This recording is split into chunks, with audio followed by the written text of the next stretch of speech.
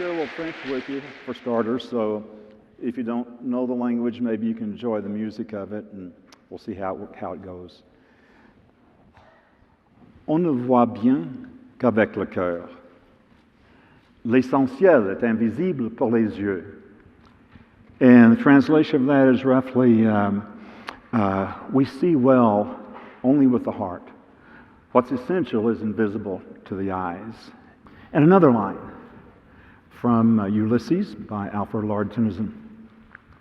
Something ere the end, some work of noble note may yet be done. I was living in Colorado Springs. I was living my bucket list life. I had a great place to live. I had great friends. I had a great job. Then one day came a phone call from a caseworker up in Boulder and asking me if I would come up the next day and pick up my little daughter from school and take her for an interview. And I said yes. I drove up the next day to Boulder, picked up my daughter from school, and we headed for the interview at a place called Blue Sky Bridge. Now, Blue Sky Bridge is a place in Boulder that helps kids overcome the trauma of domestic violence and abuse. And on the way, as we were driving, my little daughter says from the back seat, "Daddy, I'm not going to get to go to Disneyland for spring break.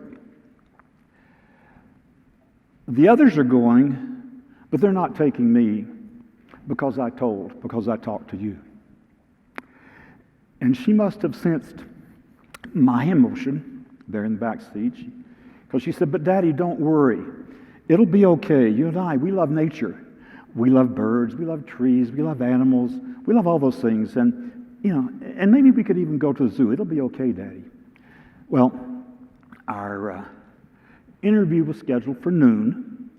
We arrived on time. By 2:30 that afternoon, I was signing court papers accepting custody of not only my daughter, but my stepdaughter, who is 1 year older than my daughter. And I went up to Boulder without a toothbrush, still living there. I did get a toothbrush.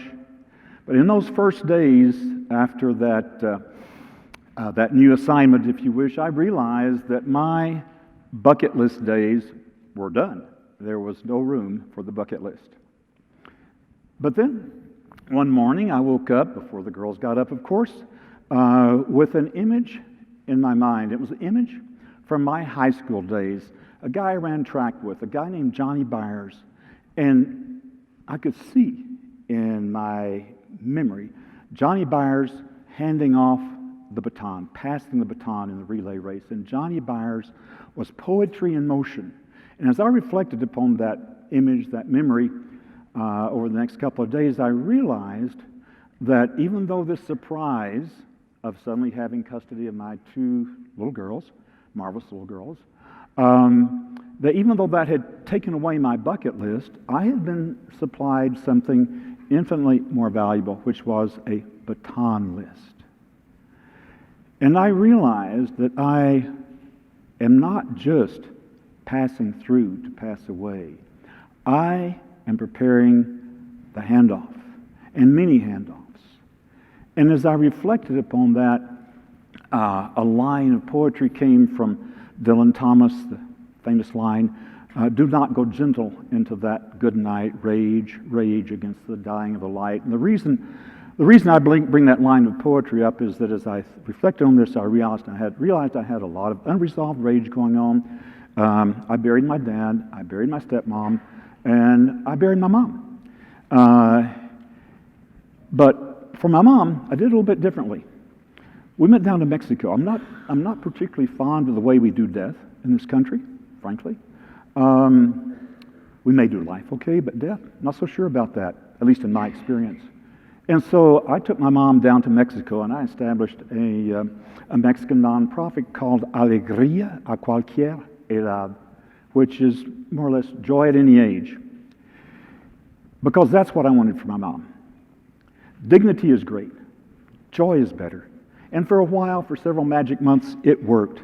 And she would sit there looking out over the Pacific, watching the gulls circle, watching the sunset, and there was joy there. But then some whiz kids on Wall Street changed our plans. Anybody remember 2008? I do, vividly. So I ended up losing the bed and breakfast I had bought down there in a place called Puerto Nuevo, if anybody is familiar with that area. And my mom ended up dying in my arms up in San Diego. I wasn't really happy with that baton handoff, and I have purposed to do a better job for my sons and my daughters. And I have purposed also to take the memories, the poetry, the ideas, and hand them off to people like you, if I can. Not today, don't worry. It's not going to be 3 hours. It would take 3 years. But that is my purpose. And as I reflect on this purpose, I say, wait a minute. All of you here in the audience, you're either baby boomers or you know some baby boomers. And one thing I would really like to see us all work together is to help the baby boomers ace their handoffs. Okay? And because it takes some work, it takes some help. You can't do a handoff by yourself. I mean, that would look silly. So I think about that, and of course, some of you may be out there saying, "Hey, I'm not as full of years as this old guy up here," and I'll think about that later on. Well, guess what? You do not have any longer to live than I do. We never know. But also, even if you do, a whole life is not too much to prepare for the handoff, to prepare to pass that baton forward in humanity's epic race. Who wants to fumble the baton on the last leg of the last race? Not I. And we could stop there because that is one big message that I have to share with you that all of us can apply. But I want to go on because in this experience that I was having raising my two girls, I came to an insight of what my number one item is on my baton list. And that came to pass in another early morning before the girls got up, and I had another vision that I woke up with from when I was about 4 or 5 years old. I loved to visit with my aunt and uncle. I loved their house. And there was a particular room, their dining room actually, where I felt very comfortable. And I liked that room. And I was in there by myself one day, and into that room there came an important lady. Now, I had been to church, and I knew what important ladies looked like, how they dressed, how they carried themselves. This was an important lady who came into that room. And she looked at me and she said, "Young man, what is your name?" And rather timidly I replied, "Alan." Her face lit up with a big grin. And she said, "What a noble name." And in the days after that, as I reflected on that memory, I realized that the important lady had laid down a line of enduring code in my operating system, identifying who I am and what I am. I am noble. Why? Because the important lady said so. She laid down that line of code, and who's to question the important ladies? So shortly after that, I was having a conversation with my younger son, telephone conversation, and I was telling him, we were sharing. I was trying to see how he was doing, and sharing with him what was going on with me, the idea about the baton list, and now the idea about kid coding. And he said, "Dad, what do you think it was that made you raise us the way you did?" Now, I should, just do an aside here and say that I am so grateful that my guys have I call them young men, but actually they're mature men, and by this time, and I am so grateful for the people they have turned out to be. And so something must have gone pretty well back in my early days of kid coding. But back to the question that my son asked, "Dad, what do you think it was that made you raise us the way you did?" And the answer came back almost without reflection from me. I said, "I never considered you insignificant."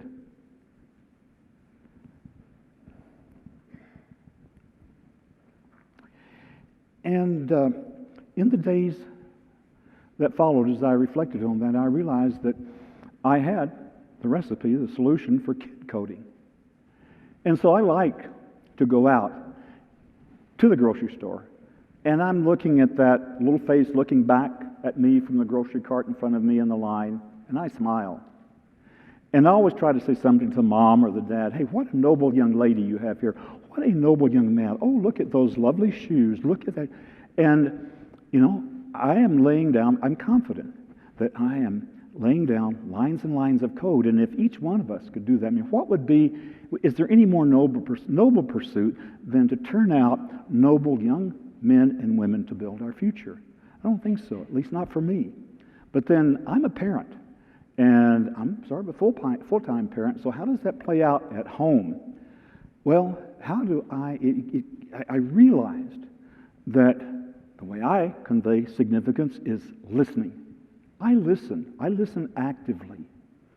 And I also realize that I am the only guy in the universe, known universe at least, the only guy in the universe who can lay down that essential, fundamental line of code in the operating system, my two girls.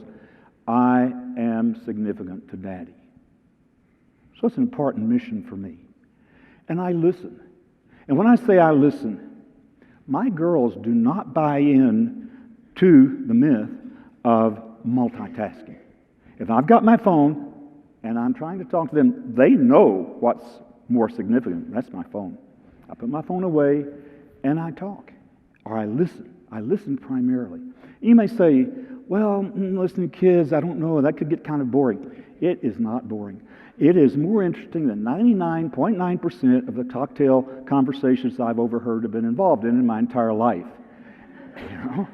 And it is no waste of time. And just to give you an example, one day my daughter says, Daddy, are there trees in heaven? Now, I always try to be honest with my girls. And I reflect on that a little bit. And I said, well, I suppose. And she said, well, if there are trees in heaven, could I climb trees in heaven? And I said, probably. And then she said, but Daddy, if I could climb trees, could I fall out? And if I fell out, could I get hurt? And if I got hurt, would there be a doctor to take care of me? And if there were a doctor, would he give me shots?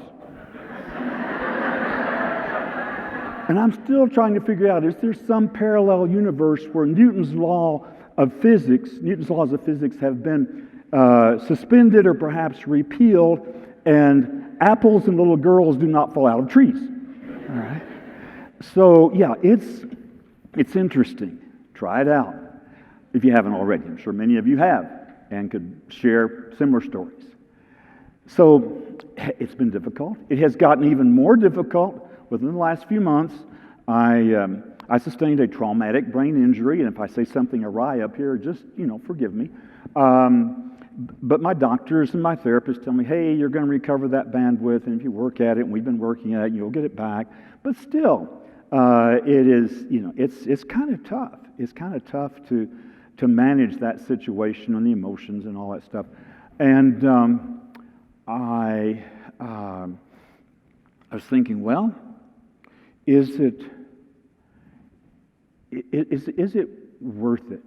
Is all of this worth it? Because there's pain, there's suffering, there's sacrifice. And I'd just like to share for you, there's a graphic up here, an assignment that my stepdaughter brought home from school. And there's a picture of her, and she's the one, well, yeah, she has long hair and a big heart, and I have sort of fuzzy hair like I do or don't. And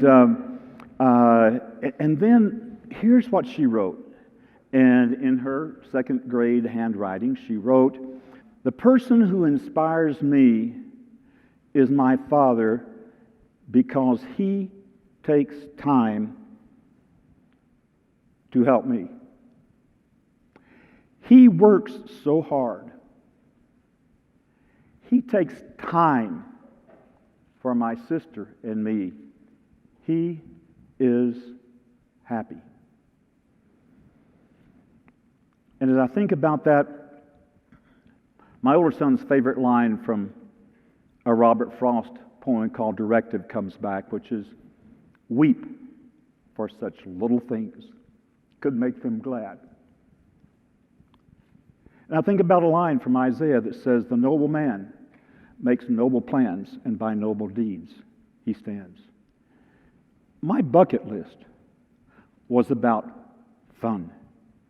My Baton list is about fulfillment, purpose, meaning, joy, and yes, sacrifice.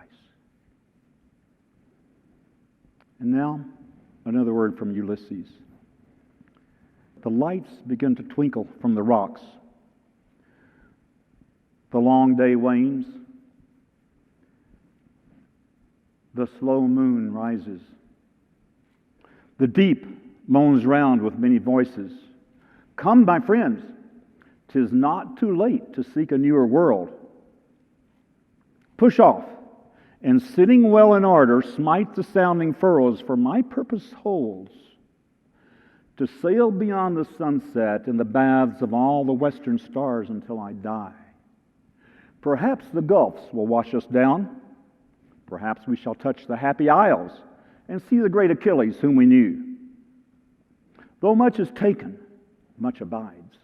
And though we are not now that strength which in old days moved earth and heaven, that which we are one equal temper of heroic hearts, made weak by time and fate, but strong in will to strive, to seek, to find, and not to yield.